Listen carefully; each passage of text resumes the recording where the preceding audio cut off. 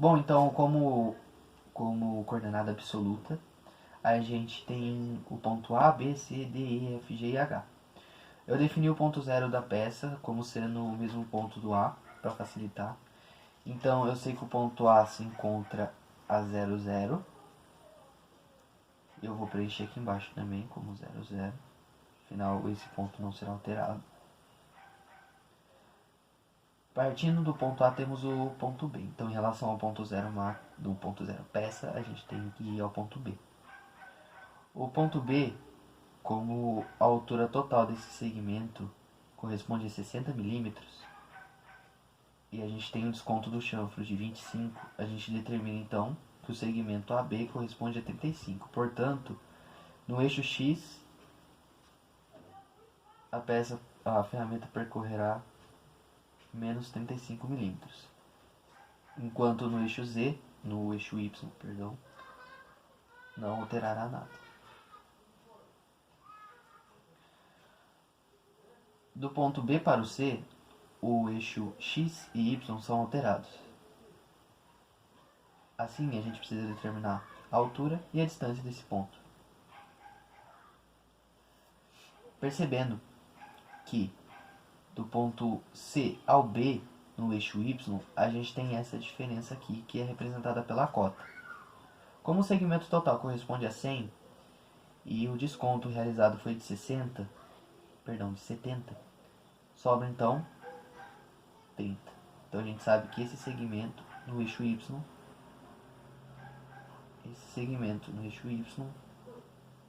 corresponde a 30 milímetros.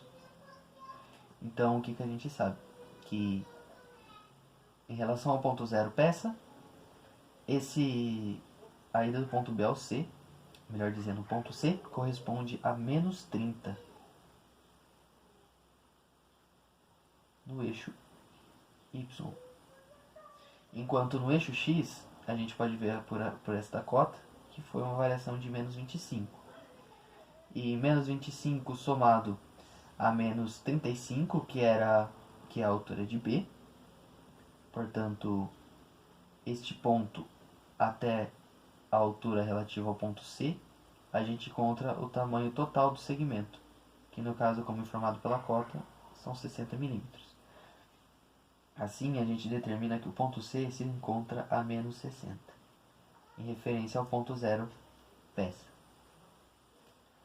O ponto D, ainda no mesmo valor de x, portanto, menos 60, enquanto a sua variação foi em y, que passou de, como é o outro extremo da peça, a gente pode dizer que ele variou 100, que é o segmento total da peça, conforme informado aqui pela linha de cota. Então, ele variou menos 100 no eixo y. Assim, a gente escreve o número 100 aqui, menos 100. O ponto E, ele ainda continua imóvel no eixo y em relação ao D, portanto, em relação ao ponto zero peça, a gente tem uma variação de menos 100 no eixo y. Enquanto em x, a gente nota que o segmento total no eixo x é 60 milímetros e, segundo a linha de cota, esse ponto se encontra na metade, já que o tamanho desse segmento é 30. Assim, o ponto E variou menos 30 milímetros. O ponto F se encontra um pouco à frente. A gente pode ver que, devido ao começo da interpolação, ele se encontra aproximadamente ao meio dessa linha de cota de 25. Como a metade de 25 é 12,5, então a gente consegue determinar que o ponto F está localizado a 70 milímetros no eixo Y, mais 12, que corresponde a essa distância.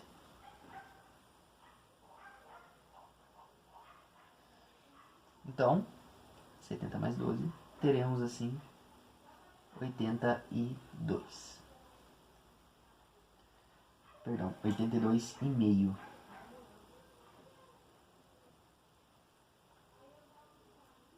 Menos 82,5. Isso no eixo Y. Enquanto no eixo X, a gente passou da altura 0, a gente desceu 30. Portanto, no ponto F, a gente tem menos 30 milímetros.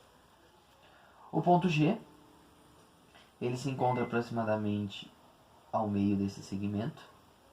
Sabemos que esse segmento possui um tamanho de aproximadamente 30. Perdão, possui um tamanho exato de 30 milímetros. Assim como ele se encontra aproximadamente ao meio, podemos dizer que o ponto G sobre o eixo X se encontra a menos 15 milímetros. Isso no eixo X. Enquanto no eixo Y, a gente pode notar que ele deslocou menos 70, afinal esse segmento completo corresponde a 100, porém essa defasagem aqui corresponde a 30, portanto 100 menos 30, sabemos que esse segmento corresponde a 70. Assim, portanto, no eixo Y, o ponto G se situa a menos 70 milímetros. E o último deles, que é o ponto H, ele se encontra em relação ao ponto 0 peça, ele se encontra no eixo X, ele se encontra no valor 0,